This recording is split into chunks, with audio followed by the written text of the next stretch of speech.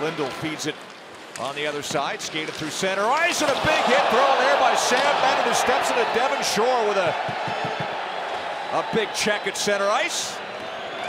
Same spot that Brouwer hit Hemsky. That's center ice. It's the trenches right now. A big ovation from the crowd there as they come through.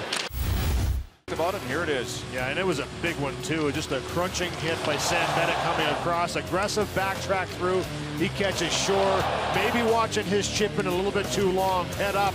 Just about gets out of the way, but that's a boom. Shoulder to the chest.